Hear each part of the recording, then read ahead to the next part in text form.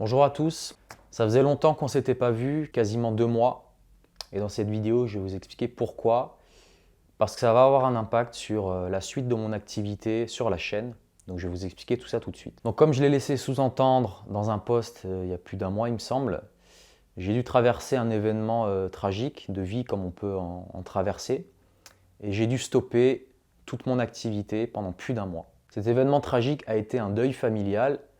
Je ne vais pas rentrer et je ne vais pas étaler ma vie privée ici, mais je vais vous expliquer ce qui s'est passé sur moi et l'impact que ça a eu sur ma santé. Cette période, février-mars 2023, je m'en souviendrai toute ma vie parce qu'elle aura été caractérisée par deux choses, si je puis dire, le pire et le meilleur.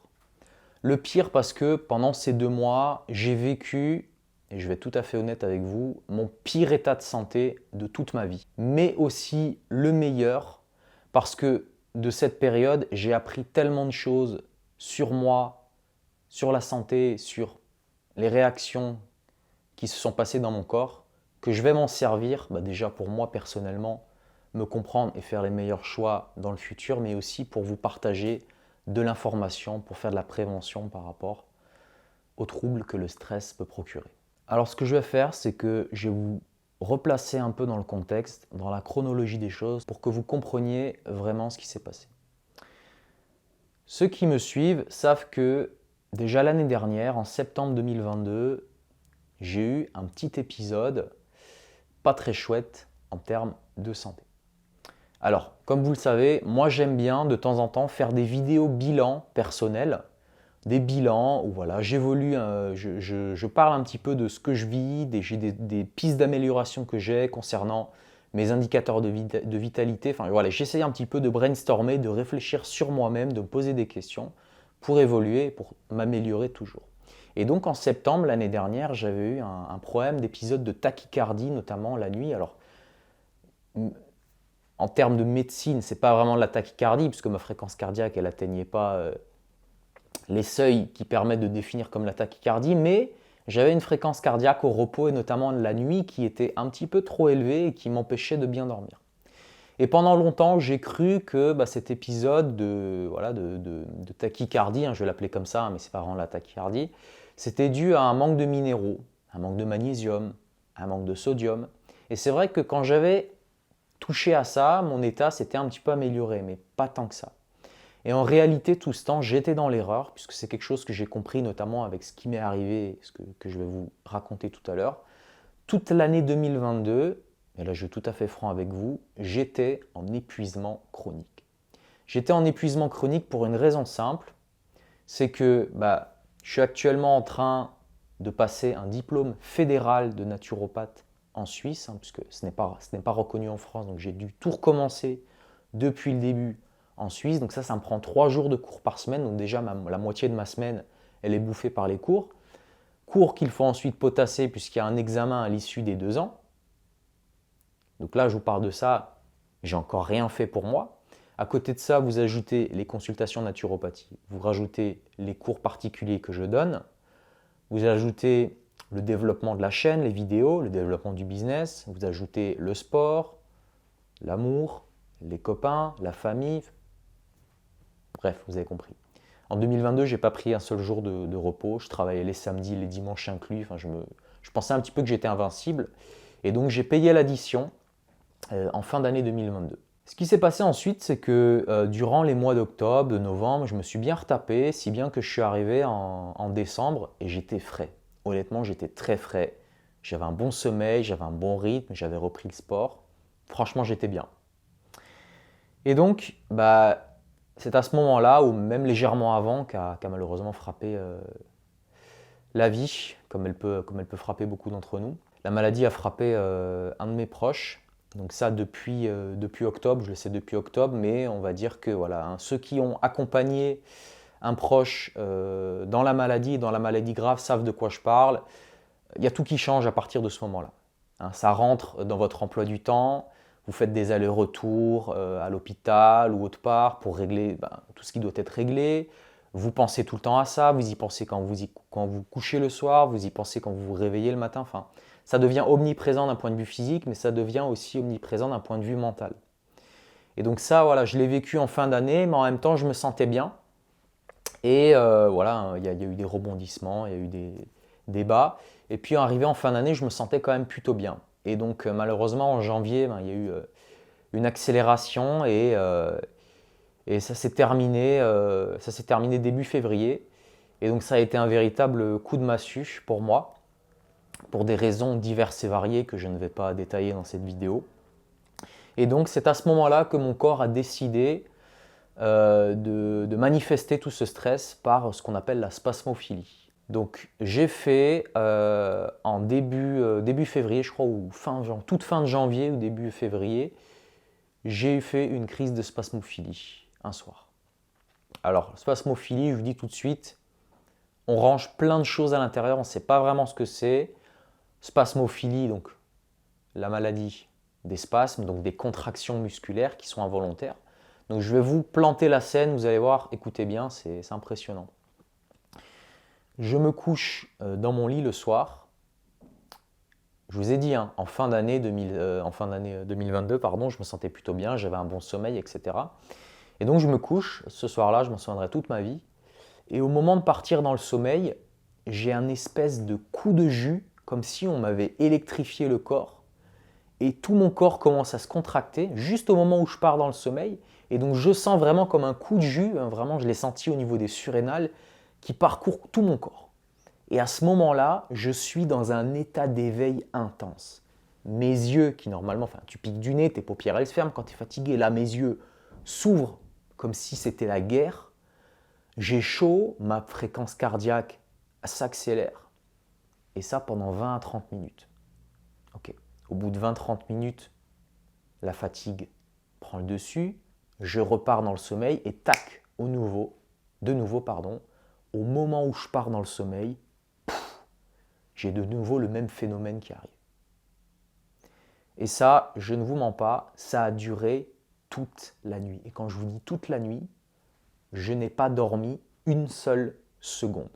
C'est comme si mon corps était entré en hypervigilance, comme dans une période de guerre, où si je m'endormais, j'allais mourir.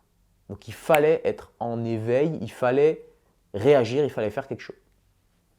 Donc ça m'est arrivé toute la nuit. Donc je me suis dit, ok, ça peut arriver. Le lendemain, évidemment, j'étais fracassé. Et je me suis dit, bon ben, tôt ou tard dans la journée, normalement, tu tombes. Hein, quand tu as fait une nuit blanche et que le lendemain, tu n'as rien à faire, tu te mets sur le canapé, tôt ou tard, tu te mets à dormir. Et là où ça a vraiment commencé à me faire peur, c'est que sur le canapé, j'ai évidemment la fatigue arrivant au bout d'un moment. Dans la matinée, je commence à m'endormir. Au moment où je pars dans le sommeil, j'ai le même phénomène qui me ramène à l'éveil. Et là, à ce moment-là, je ne faisais pas le malin. Tout naturopathe que je suis, je ne faisais pas le malin. Et voilà, tu commences à te poser des questions. Tu te dis, qu'est-ce qui se passe si mon corps ne veut plus me laisser me reposer? Et donc, ce qui s'est passé, c'est que j'ai eu le soir même une deuxième nuit blanche. Et là, le jour d'après, j'étais vraiment dans un état, pas possible, quoi. J'étais un zombie, quoi. J'étais un zombie. Et donc, à partir de ce moment-là, tout le mois de février, j'ai eu, entre 2 et 3 nuits blanches par semaine. Et le reste du temps, c'était des nuits où je priais pour m'endormir, avec des réveils où j'arrivais pas à me rendormir. Enfin, c'était une catastrophe. Je devais dormir, je pense, en moyenne 3-4 heures par nuit, pas plus. Donc, ces 3 semaines, ce premier mois m'a épuisé, mais je ne peux même pas vous dire à quel point j'étais épuisé. J'ai vécu des moments de dépression, c'est-à-dire des moments où on ne contrôle plus ses pensées. J'ai vécu des moments d'anxiété, j'ai vécu des crises de panique la nuit. Et j'ai vécu ma première crise de spasmophilie. Ça, c'est arrivé le soir d'une journée où j'ai eu un gros stress, c'est-à-dire le soir de l'enterrement. Et donc, la nuit qui a suivi, j'ai eu une première crise de spasmophilie. Donc, c'est une crise où votre corps il se met à convulser, en fait. Et voilà, j'ai découvert ça. Et donc, pendant tout ce mois, si vous voulez, voilà, entre les nuits blanches, mon état s'améliorait petit à petit parce que je mettais quand même tout ce qu'il fallait en place. J'avais la nutrition qui allait. Je me suis rapproché d'une réflexologue. J'ai quand même mis pas mal de choses en place pour y arriver. J'ai arrêté de travailler. J'ai arrêté toutes mes consultations. J'ai tout arrêté du jour au lendemain. Donc, je me suis quand même mis dans des conditions favorables. Mais le problème, c'est que j'étais devenu tellement faible, ma capacité d'adaptation était tellement faible, si vous voulez, vous pouvez imaginer ça comme une jauge. Votre jauge d'orthosympathique, elle se remplit au fur et à mesure que vous êtes confronté à des stress dans la journée. Et ma jauge était tellement petite que dès que je dépassais le seuil, vous pouvez être sûr que le soir, j'allais faire une crise, j'allais m'endormir à 3-4 heures du matin. Par exemple, j'ai eu une engueulade pendant 1 heure avec un proche. Le soir, bim, je l'ai senti. Quand je mangeais trop le soir, quand je me gavais, ça m'arrivait des fois d'avoir faim, donc je me gavais. Des fois, un soir, j'ai trop bouffé. Pareil, le soir, j'ai pas réussi à dormir. Le sport, j'ai essayé des choses. J'ai essayé des balades, j'ai essayé la nature, j'ai essayé de me remettre à certains moments donnés au sport, etc. Ça, j'en parlerai dans une prochaine vidéo. Enfin bref, j'ai essayé plein de choses. Et j'ai remarqué que dès que je dépassais cette jauge de stress, je le payais cash la nuit. Donc j'étais devenu vraiment complètement intolérant au stress. J'avais développé une hypervigilance telle que, en fait, tout me faisait sursauter. Par exemple, un craquement de bois dans l'appartement, un klaxon dans la rue, un enfant qui braille dans le bus. Vraiment, il y a tout qui me dérangeait. Tout m'impactait en fait. J'étais devenu extrêmement perméable au stress. Et ça aussi, c'est une expérience. C'est une expérience alors intéressante parce que j'ai pu vivre ce que vivent certaines personnes qui traversent ça, mais beaucoup plus longtemps que moi. Enfin bref, ce mois de février a été le pire de toute ma vie. Heureusement, au mois de mars, j'ai vu de l'amélioration. C'est-à-dire que j'ai arrêté de faire des nuits blanches. J'ai plus de nuits blanches à partir du mois de mars. J'ai néanmoins eu plusieurs nuits où je me suis endormi vers 3-4 heures du matin. Donc j'étais toujours très fatigué en mars, mais voilà, la pente commençait quand même à remonter un petit peu plus vite. Et donc là, à l'heure où je vous parle, on est le 1er avril et je viens de passer officiellement ma première semaine sans nuit où je m'endors à 3-4 heures du matin. C'est-à-dire que ce n'est pas des nuits où je me réveille le matin en pleine forme, mais c'est des nuits où je m'endors à peu près normalement et où je me réveille à peu près normalement le matin. Donc voilà, 2 mois. 2 mois en enfer. Aujourd'hui, à l'heure où je vous parle, je suis quand même fatigué, même si j'ai pu reprendre mes cours, j'ai pu reprendre mes consultations, j'ai pu reprendre un certain nombre de choses, à part les vidéos YouTube. Donc voilà, c'est la première depuis 2 mois et moi, ça me fait vraiment plaisir de la faire, même si ça ne se voit pas trop et que la seule chose qui a changé, c'est ma barbe et mes cheveux qui ont poussé. Dans une vidéo spécialement consacrée à ça, je reviendrai sur mon épisode, je reviendrai un petit peu sur les réactions que j'ai eues, que je n'ai pas eu le temps de détailler dans cette vidéo. Et on va bien décortiquer tout ça et je vais vous expliquer point par point ce que j'ai fait pour me sortir de ce bourbier. Donc voilà un petit peu pour mon épopée. Donc maintenant, ce qui va se passer, c'est que, évidemment, vous l'avez compris, après une période comme celle-là, on se pose des questions, on se recentre et on comprend ce qui est vraiment important pour soi, entre guillemets, dans la vie, quoi. Et j'ai compris par exemple que mes objectifs, mon ambition que j'avais, ils étaient peut-être un peu démesurés et que le travail que je mettais était un petit peu trop grand par rapport à mes capacités. Donc tout simplement, je vais ralentir le débit de vidéo. Je sais que par exemple, en fin d'année 2022, il y a des mois où je balançais une vidéo par jour, un short par jour. C'était énormément de boulot, mais ça m'a pris beaucoup d'énergie aussi. Donc ce que vous aurez, c'est, je pense, une vidéo toutes les 2 semaines minimum. Là, prochainement, il va y avoir 2 entretiens qui vont sortir. Un premier entretien avec Dylan, de la chaîne Le Circadien, qui est intéressé par l'alimentation ancestrale et par la synchronisation du rythme circadien. Donc je vous balancerai ça sous peu. Et un entretien aussi très intéressant avec Boris de la chaîne Sequoia Santé, qui est une chaîne de médecins français qui s'intéresse au régime cétogène et au régime carnivore. Donc très intéressant aussi. Je vous mettrai ça bientôt sur la chaîne. Donc comme je vous ai dit, je vais lever le pied un petit peu avec les vidéos. Néanmoins, les consultations sont toujours ouvertes. Je serai beaucoup plus actif sur mon canal Telegram aussi. Donc si vous voulez le rejoindre dans la description, rejoignez-le maintenant. Et enfin, ce que je vais faire en hommage à ces 2 mois en enfer, à ces pires mois que j'ai connus de toute ma vie, je vais faire une vidéo spéciale comment guérir la spasmophilie et comment lutter contre le stress.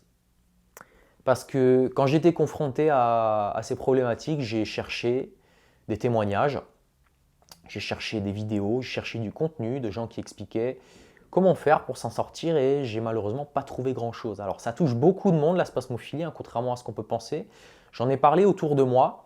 Et alors, ce que moi je vous ai raconté, c'est un peu extrême quand même ce qui m'est arrivé, mais il y a beaucoup de gens à qui c'est arrivé de façon plus light. Vous savez, ces espèces de coups de jus le soir, cette sensation de tomber dans le vide qui vous ramène éveillé, ça arrive à plein de monde stressé. J'en ai discuté dans mon entourage et au moins 5-6 personnes à qui c'est arrivé.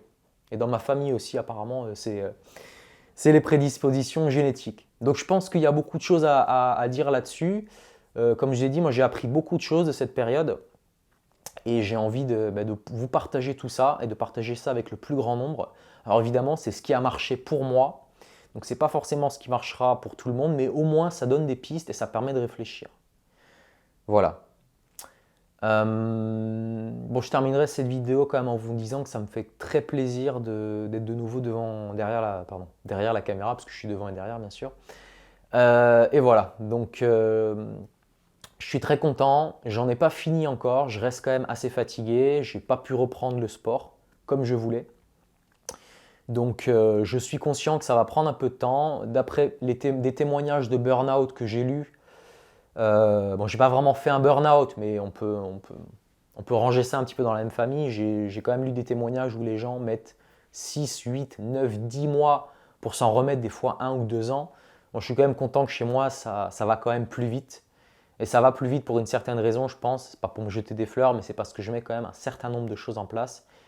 Et je pense pas que ça, c'est forcément, ça viendrait à l'idée de tout le monde. Donc c'est pour ça que ça me motive aussi de faire cette vidéo sur la spasmophilie, sur le stress, pour essayer d'aider un maximum de gens. Voilà. Bon, je vais m'arrêter là pour aujourd'hui. J'espère que j'ai rien oublié. Et j'espère qu'on va très vite se revoir sur la chaîne pour balancer d'autres infos. Il y a beaucoup de choses à dire, mais bizarrement, après cette période en enfer, je suis très serein. Je suis très serein parce que j'ai compris un nombre, je vous ai dit, infini de choses sur moi. Et d'ailleurs, les gens qui traversent des pathologies graves et qui s'en sortent, ils comprennent tellement de choses sur eux. C'est limite, je vais peut-être paraître un peu fou, mais c'est limite un bonheur de sortir de tout ça parce que, je sais pas, j'ai un sentiment qui me dit que l'avenir va être extrêmement beau et j'ai beaucoup d'espoir pour ce qui va arriver. Donc voilà, je vous remercie d'avoir suivi la vidéo et je vous dis à plus. Ciao, ciao.